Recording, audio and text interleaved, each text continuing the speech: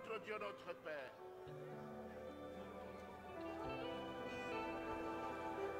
ce matin, nous nous prosternons devant toi.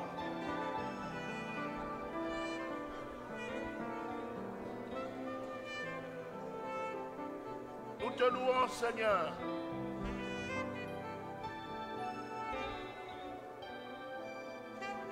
Nous te levons, Seigneur.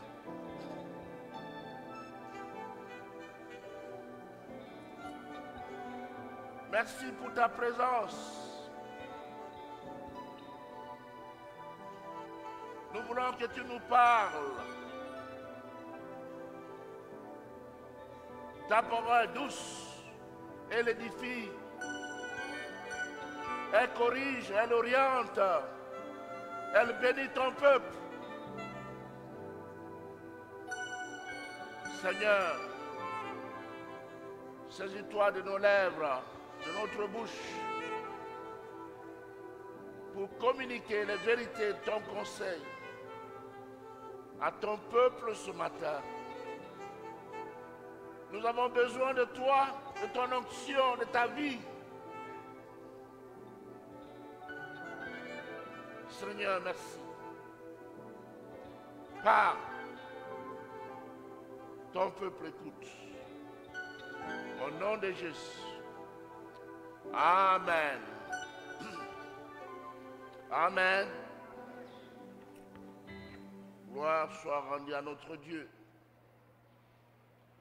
Je vous invite à ouvrir vos Bibles dans Proverbes 6. Et nous lisons à partir du verset 6 jusqu'au verset 11.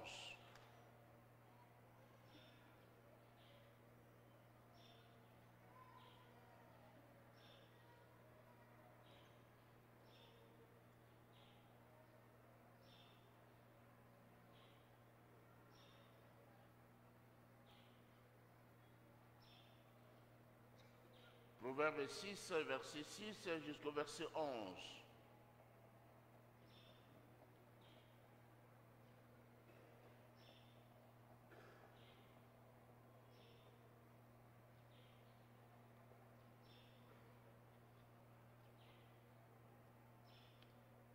Va vers la fourmi paresseux, considère ses voies et deviens sage.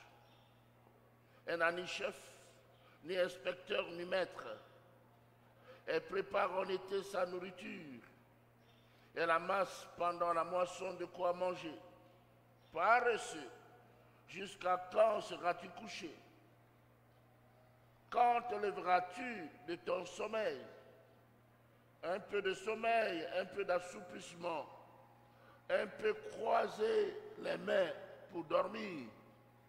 Et la pauvreté te surprendra comme un rôdeur, et la disette comme un homme en armes.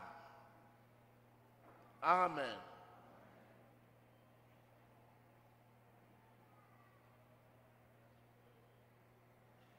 Bien-aimés dans le Seigneur, les éléments de la nature nous enseignent.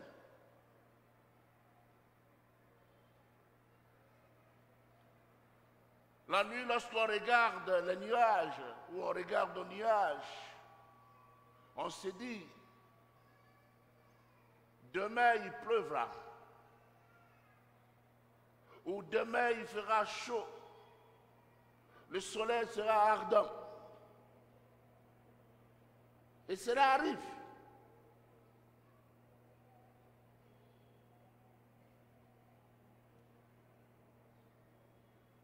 Et si ce matin, j'aimerais que la fourmi nous enseigne. Et le thème de mon message ce matin, c'est toujours avance encore. Mais avance encore à l'instar de la fourmi.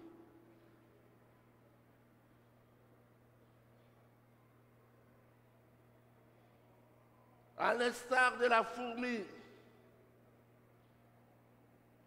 La fourmi ne court pas.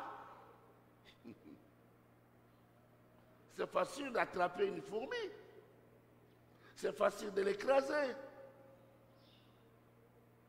Mais la fourmi avance petit à petit et elle va plus loin. Quand on observe le comportement de la fourmi, que voit-on?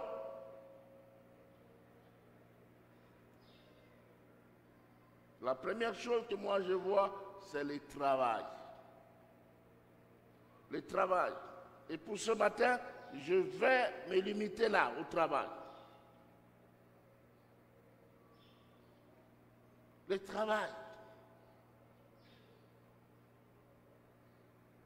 Dans n'importe quel domaine de la vie, il faut donner une place de choix au travail.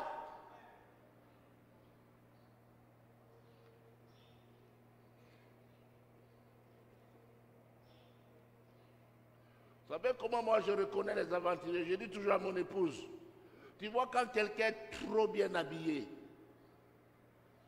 à un certain moment, il est bien habillé, mais à ne rien faire. Je dis, c'est un escroc.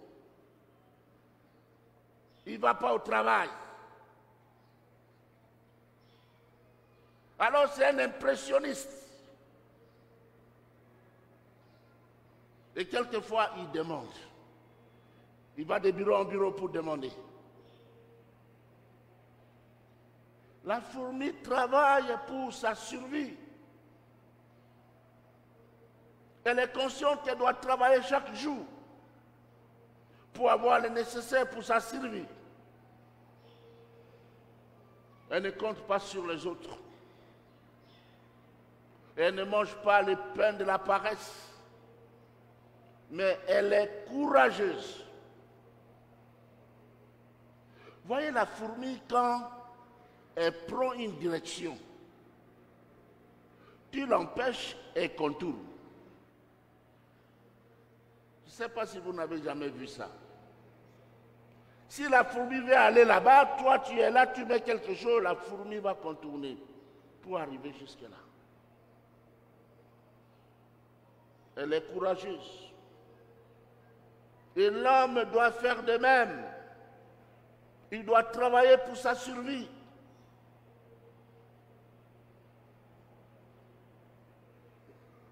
Et parlant du travail, je vais toucher 3 points. Le premier point, c'est que le travail est une institution divine. Deuxièmement, le travail, c'est une occupation. Et nous allons considérer les résultats du travail.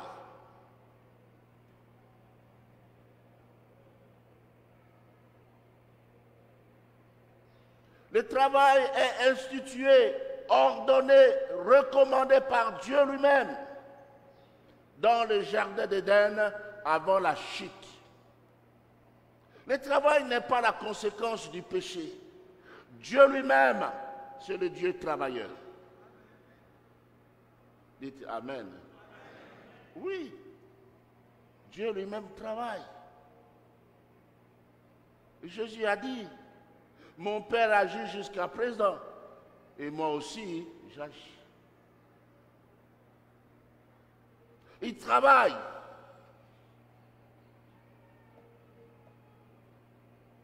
Dans Genèse 2,15, la Bible dit, l'Éternel Dieu prit l'homme et le plaça dans les jardins d'Éden pour les cultiver et les garder.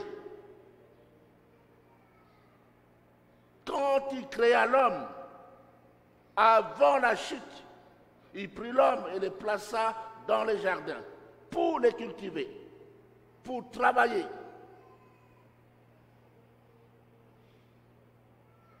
Et dans ce contexte, Dieu donne déjà du travail à Adam. Il lui demande de donner les noms à tous les animaux afin de lui éviter de fainéanter. Dans Proverbe 12, verset 27, la Bible dit, le paresseux ne rôtit pas son gibier, mais le précieux trésor de l'homme, c'est l'activité. Amen. C'est l'activité. Vous allez me dire, mais pasteur, il n'y a pas d'emploi. Il n'y a pas d'emploi. Mais je vais vous dire que tout le monde qui travaille n'est pas engagé quelque part. Il y a des gens qui prennent des initiatives personnelles. Et ils sont heureux.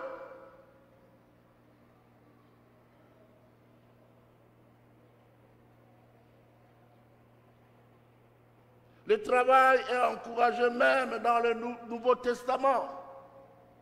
Cela a été institué dans l'Ancien Testament, mais même dans le Nouveau Testament, c'est institué. Dans 2 Thessaloniciens 3:10, Paul dit, « Car lorsque nous étions chez vous, nous vous disions expressément, si quelqu'un ne veut pas travailler, qu'il ne mange pas non plus. Qui ne veut pas manger ici? Tout le monde. Et surtout ceux qui refusent de travailler, ils aiment manger un gros foufou. Un gros foufou. Quand on parle du travail, il y a des gens qui disent qu'il n'y a pas de travail. Et ils choisissent même un travail alors qu'ils n'ont pas de qualifications requises. Tu choisis le travail, un travail. Mais quelle est ta formation? Je comprendrais pour celui qui a une formation, peut-être. Ce serait une excuse. Mais je crois qu'il peut se débrouiller avant d'avoir ce qu'il veut. Il peut se débrouiller avant d'avoir ce qu'il veut. J'ai rencontré un jour un frère en ville. C'est quelqu'un qui a sa licence en économie ici à l'Unikine. Et je lui ai dit, frère, qu'est-ce que tu fais ici? Il dit, pasteur, je vends les cartes. Rien que des cartes.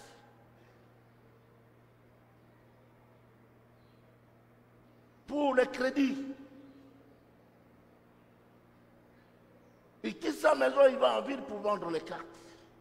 Et pourtant, il a son diplôme. Mais cet homme-là n'a pas continué qu'à vendre les cartes. Aujourd'hui, il est quelque part. Alléluia.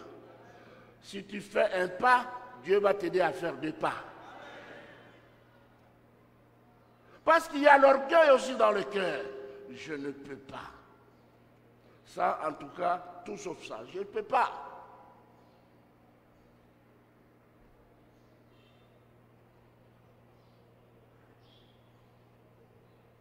Je vous assure, s'il y a un frère qui se dit, je vais, ne serait-ce qu'arranger les voitures qui viennent ici chaque dimanche. Et je vais entrer au second culte. Il ne manquera pas d'avoir quelque chose. Il ne manquera pas. Il aura quelque chose. Ce sont des initiatives qui manquent. Très souvent, qu'est-ce que les gens font? Tel vend des arachides. Maintenant, on voit qu'ils vendent des arachides et tout le monde achète des arachides. Moi aussi, je vais vendre des arachides non loin de là où ils se trouvent. Mauvais copiste. Et si on change, on vend du pain, on veut aussi vendre du pain. Non. Mais si tu vends des arachides, avant de les vendre, tu pries, tu vends. Chaque jour, tu es fidèle à ton poste. Dieu va te donner une promotion à partir des arachides. Rien qu'à partir des arachides, tu auras une promotion. Dans Luc 16, 3, 4, la Bible dit, l'économe dit en lui-même, que ferai-je, puisque mon maître m'ôte l'administration de ses biens? Mais pourquoi le maître t'ôte l'administration de ses biens? Parce que tu travailles mal.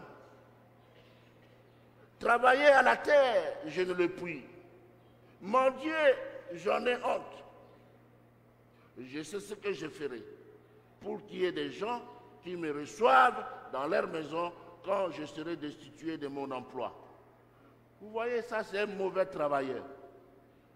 Il travaille mal et il fait des calculs. Si tu travailles mal, comment tu veux avancer? Comment tu veux avancer? Si tu travailles et tu voles, comment tu vas avancer? Comment le pays va avancer si on a des voleurs à la tête du pays? Si on a des sénateurs qui corrompent, comment on va avancer? Il faut dénoncer ces choses. Le pays nous appartient à nous tous.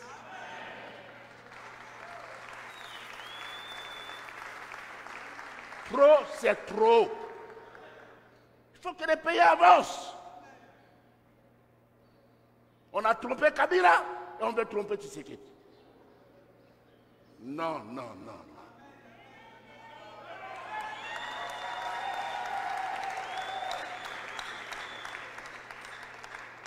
Et croyez-moi, ces gens, ce sont des chômeurs déguisés. Ils ne travaillent pas. Ils volent. Ils volent. Mais ça va les rattraper.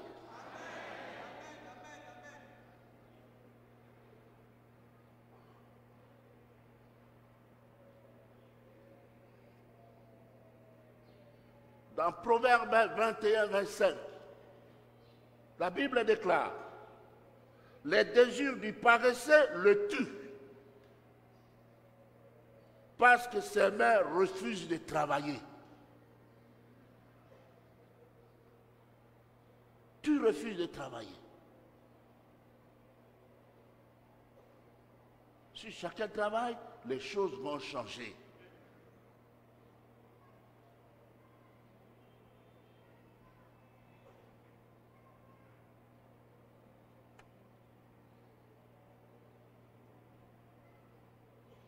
Parlant des ouvriers de la 11e heure, dans Matthieu 20, 3 à 4, la Bible dit: il sortit vers la 3e heure et il en vit d'autres qui étaient sur la place sans rien faire. Il leur dit: allez aussi à ma vigne et je vous donnerai ce qui sera raisonnable. Et ils y allèrent. Ils étaient là à ne rien faire.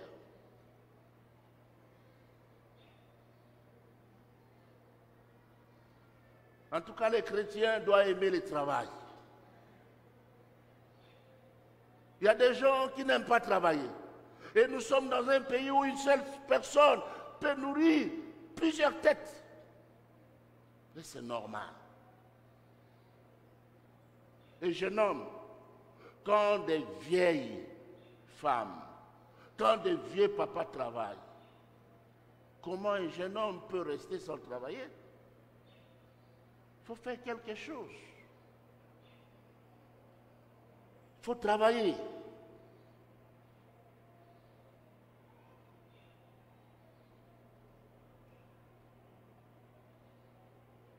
Même quand Dieu veut nous bénir, il veut qu'on travaille. Voyez l'exemple de l'huile de la veuve dans 2 Rois 4. Quand l'homme de Dieu lui dit: ferme ta porte et rassemble des vases, tu vas remplir ces vases d'huile. C'est un travail. Et puis tu vas vendre cela. C'est un travail.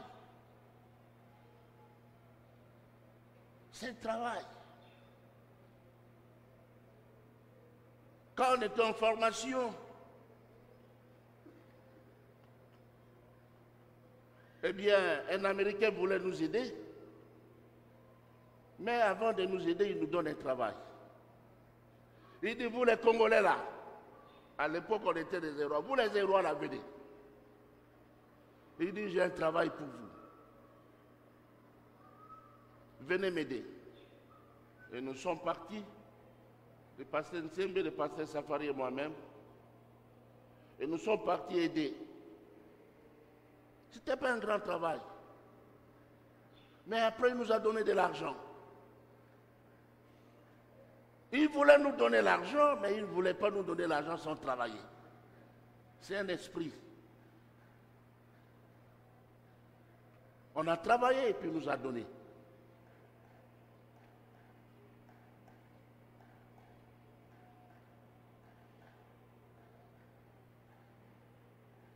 Donc, tout être humain est appelé à travailler pour être en accord avec Dieu. La Bible nous donne des exemples des hommes, des femmes et même des enfants qui ont eu à travailler.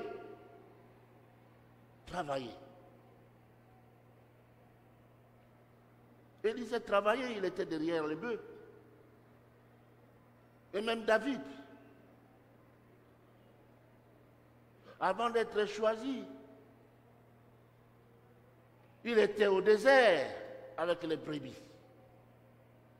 Dans Proverbe 14, 23, la Bible dit, « En tout travail se trouve du profit, mais les paroles toutes seules ne mènent qu'à la disette. » Puis dans Proverbe 12, 11, le sage dit, « Celui qui cultive son sort est rassasié de pain, mais celui qui poursuit des futilités est dépourvu de sens. »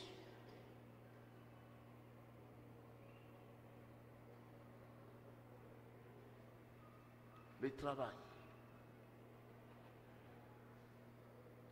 Cela nous conduit à notre second point. Le travail est une occupation. Une occupation. Quelqu'un qui travaille n'a plus le temps à perdre. Il est occupé. Il est occupé. Mais quand on ne travaille pas, on va jouer au jeu des dames du matin au soir. On va parler politique du matin au soir. Le travail est une occupation. Une occupation qui exige le sérieux. Le sérieux, c'est ce qui manifeste de la réflexion, de l'application. Cela veut dire que quand on travaille, on réfléchit en même temps.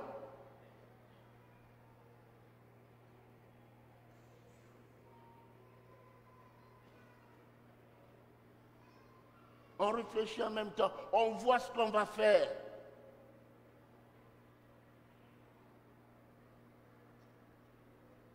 Un travailleur, c'est un visionnaire.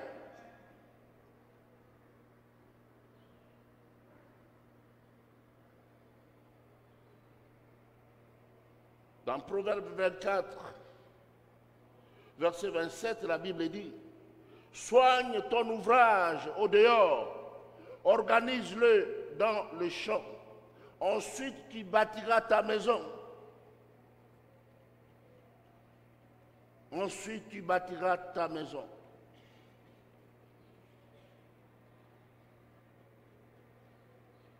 Et le travail est une occupation qui exige une capacité. Mais la Bible nous dit à nous qui sommes chrétiens, dans 2 Corinthiens 3, 5, que notre capacité vient de qui? Notre capacité vient de Dieu. Dans tout ce que nous faisons, si nous mettons Dieu en premier, nous demandons la grâce de Dieu, Dieu va nous aider.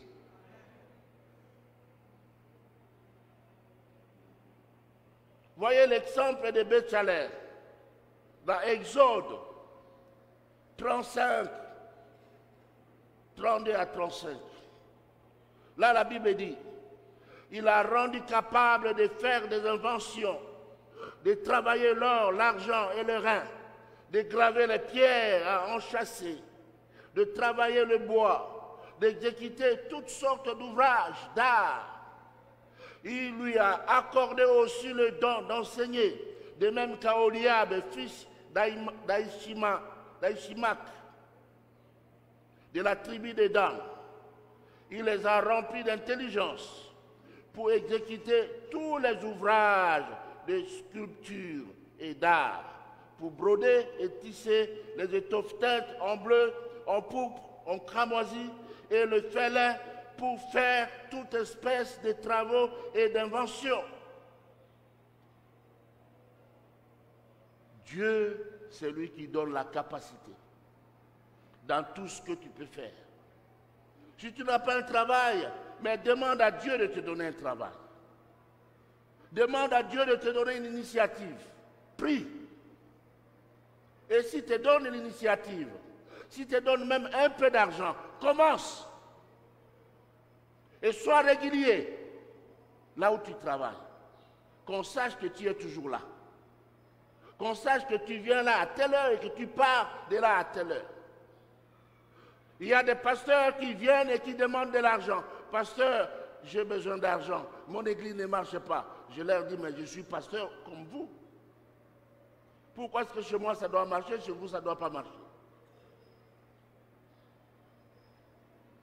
Toute la journée, vous vous promenez. Vous cherchez l'argent. Mais moi, je cherche les âmes. Moi, je suis là, j'attends les âmes. Après avoir prêché le dimanche matin, le mardi, je suis là, j'attends pour des entretiens. Et on parle avec des gens, on prie, les gens sont délivrés, les solutions aux problèmes sont trouvées. Et comment vous allez dire à cet homme-là qui est dans le pasteur Bomboko est mauvais, quelqu'un qui a été délivré par lui, est-ce qu'il va te croire? Il ne va pas te croire. Alléluia. Celui-là va donner sa dîme honnêtement parce qu'il a vu la main de Dieu. Mais toi, tu es là, tu ne prépares même pas ton message. Quand il s'agit de prêcher, tu dis au modérateur encore des chants. Et puis tu ouvres la Bible. Tu tombes sur un verset et puis tu sautes. Tu dis, dites Alléluia, Alléluia, Amen, Amen, Amen. Tu bouches les trous. Et rien ne passe. Non, il faut travailler. Il y a des gens qui pensent qu'être pasteur, c'est facile. Quand rien n'a marché, ils disent, bon, je vais devenir pasteur. Demandez à vos frères, ils vous diront que ce n'est pas facile. Ce n'est pas facile. C'est peut-être l'un des travaux les plus compliqués. C'est une occupation qui exige une capacité. Notre capacité vient de Dieu. Mais aussi, la capacité aussi, Dieu permet que les hommes nous la communiquent. Paul a dit, soyez mes imitateurs comme je le suis de Christ. 1 Corinthiens 11, verset 1. Et Paul il a formé des serviteurs dans l'école de Tyrannus. Vous pouvez demander conseil pour ce que vous voulez faire. Là, il n'y a pas de péché. Et on va vous aider.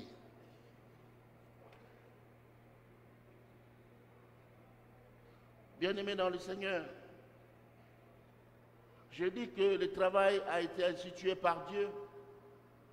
Et même dans le Nouveau Testament, le travail est recommandé. Et le travail est une occupation qui exige beaucoup de sérieux. Une occupation qui non seulement exige de sérieux, mais une occupation qui exige une capacité. Tous ces gens qui travaillent, qui se lèvent le matin, qui vont travailler, ils ne gagnent pas peut-être grand-chose. Mais ces gens arrivent à résoudre certains de leurs problèmes. Ils se lèvent le matin, ils partent, ils reviennent. Combien de frères m'ont dit, pasteur, Viens voir. Regarde la voiture ici. Nous venons de l'acheter. Et des frères qui sont là. Ils aiment le Seigneur, ils craignent Dieu et ils vont travailler. Et finalement, Dieu les bénit. Alléluia. Dieu les bénit. Quels sont les résultats du travail? Ça, c'est le dernier point. Premièrement, le travail ennoblit l'homme. Il rend l'homme digne. Au lieu d'être mendiant, il peut se nourrir, nourrir sa famille. Et cela lui permet de tendre la main à l'indigent en obéissance à la parole de Dieu. Deuxième chose, le travail épanouit l'homme. C'est comme une fleur qu'on arrose. Elle s'épanouit. Il le rend heureux. Il permet que l'homme s'ouvre et se développe dans toutes ses potentialités. Quand on travaille, on est à l'aise. On se sent utile dans la société.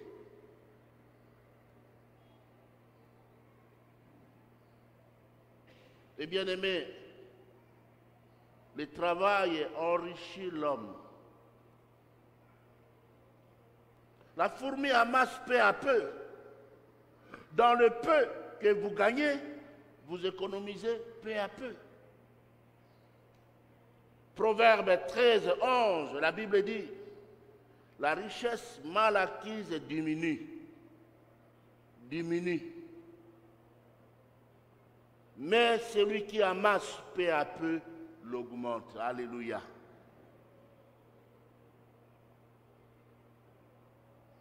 On peut programmer d'acheter une chemise. On peut programmer, c'est pas moi, de faire quelque chose. Parce qu'on travaille. Et enfin, le travail valorise l'homme. Cela lui donne de la valeur.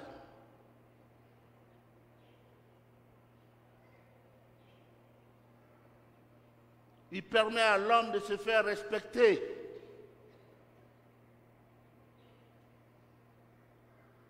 On m'a raconté une histoire, c'est l'histoire de Yamanuel.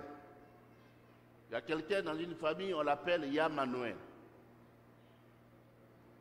Et dans cette famille, ils ne font rien quand Yamanuel n'est pas là. Ils peuvent décider, mais si Yamanuel n'est pas là, aucune décision ne sera exécutée. C'est toujours Yamanuel qui est au centre de toute décision. Vous savez pourquoi? Parce que Yamanuel travaille. Yamanuel a assez d'argent. Yamanuel, quand il vient, il se fait respecter. Mais les autres, ils disent, attendons Yamanuel. Il faut éviter Yamanuel. Amen. Évite Yamanuel. Si tu travailles, tu gagnes quelque chose, tu peux faire quelque chose sans Yamanuel. Si ses frères et sœurs travaillaient, ils avaient assez de moyens, ils pouvaient prendre des décisions sans Yamanuel. Mais quand ils prennent des décisions, Yamanuel arrive et dit, t'es oyoté. Tout change. Yamanuel a lobby. Dans 1 Thessaloniciens 4, 10 à 12, Paul dit, mais nous vous exhortons, frères, à abonder toujours plus dans cet amour et à mettre votre honneur à vivre tranquille, à vous occuper de vos propres affaires et à travailler de vos mains comme nous vous l'avons recommandé, en sorte que vous vous conduisiez honnêtement envers ceux du dehors et que vous n'ayez besoin de personne. Bien-aimés dans le Seigneur, en définitive, pour avancer encore, il convient qu'on se laisse enseigner par la fourmi. La fourmi sait que Dieu a institué le travail. Et ce travail est encouragé même dans le Nouveau Testament. Le travail est une occupation qui exige le sérieux, une occupation qui exige la capacité. Et si on se laisse occuper, bien occupé, le travail va nous ennoblir, il va nous épanouir, il va nous enrichir et il va nous valoriser. Amen. Nous allons continuer avec cette série de messages le dimanche prochain. Nous inclinons nos têtes et nous prions.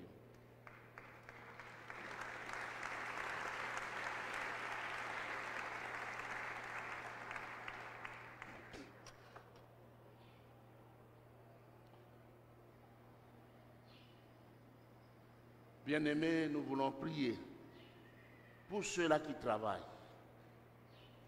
mais ils ne voient pas assez de résultats, afin que Dieu les bénisse, afin que Dieu élargisse l'espace de leur tente. Et nous allons prier pour ceux qui n'ont pas de travail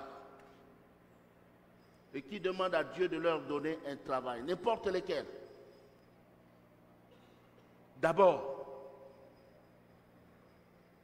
il convient de commencer quelque part.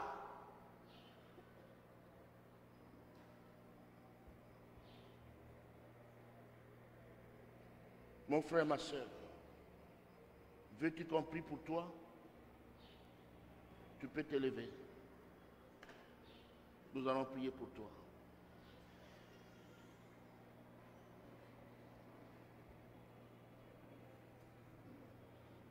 Tu travailles et tu as besoin de résultats. Tu es fidèle.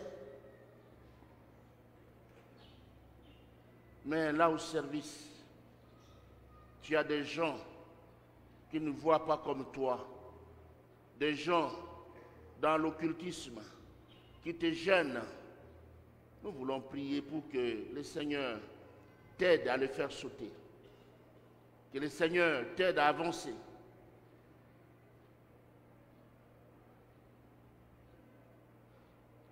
Tu travailles. Tu sais que là au travail, tu as volé. Là au travail, tu corromps. Ou tu es corrompu. Lève-toi aussi et demande pardon à Dieu. Lève-toi. Seigneur, je ne vais pas corrompre. Je ne veux pas être corrompu. Je veux faire la différence. Faire la différence. Seigneur, merci. Merci. Alléluia. Papa Ernest, venez s'il vous plaît.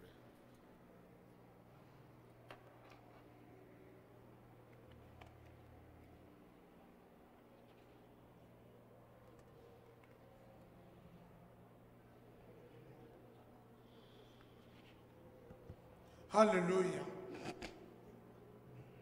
Père, ce matin, tu es venu te mettre au centre d'un besoin primordial de tes enfants. Tu travailles et tu nous veux travailleurs. Ce matin, tu vois tous ces frères et toutes ces sœurs qui s'élèvent non point devant un homme, mais devant toi, le Dieu travailleur, le Dieu du travail. Tu ne nous veux pas oisifs, tu ne nous veux pas paresseux, Seigneur. Notre prière ce matin est que comme ta parole le dit, tout ce que ta main trouve à faire, fais-le avec ta force. Et moi je bénirai. Ce matin, tes enfants, Seigneur, sont là et acceptent, oh Dieu, de recevoir de toi tout travail et toute initiative de travail. Comme la fourmi, Seigneur, ils veulent avancer dans le travail. Bénis les mains de tes enfants. Bénis les initiatives, Seigneur. Que tout aille de l'avant. Parce que nous savons que c'est toi qui bénis et qui enrichit. Alléluia. Et ce matin, tu as mis un point d'honneur que tu ne bénis que le travail. Alléluia. Donne du travail à tes enfants, Seigneur. Et bénis ce travail. Nous voulons faire ce travail selon tes règles. Nous ne voulons pas le faire, Seigneur, selon les règles du monde. Voilà pourquoi nous avons besoin de tes capacités. Et tous ceux qui trouvent pépins sur le chemin du travail, ce matin, nous implorons la grâce du Saint-Esprit pour que plus rien ne puisse être un obstacle sur le terrain de leur travail. Parce que nous avons un Dieu puissant. Alléluia. Qui ce matin descend comme un marteau pour briser tout obstacle qui pourrait se dresser sur le chemin du travail de tes enfants, Seigneur. Nous comptons sur toi parce que, Seigneur, tu vas rendre notre joie parfaite. Du moment que nous recevons ta parole, Seigneur, daigne effacer toute trace d'orgueil dans nos cœurs. Car c'est toi qui nous as donné la force. Et c'est cette force qui constitue notre travail. Laisse, oh Dieu, que nous ne négligeons plus aucun travail. Et que nous sachions que c'est toi qui feras prospérer l'œuvre de nos mains. Féconde-les, Seigneur. Féconde les mains de mon frère. Féconde les mains de ma soeur. Et que ce matin, Seigneur, nous sortions de ces lieux forts parce qu'enseignés par toi. Bénis ton serviteur. Alléluia. Au nom de Jésus. Amen. Nous voulons prier pour les dîmes et les offrandes. Papa Gérard.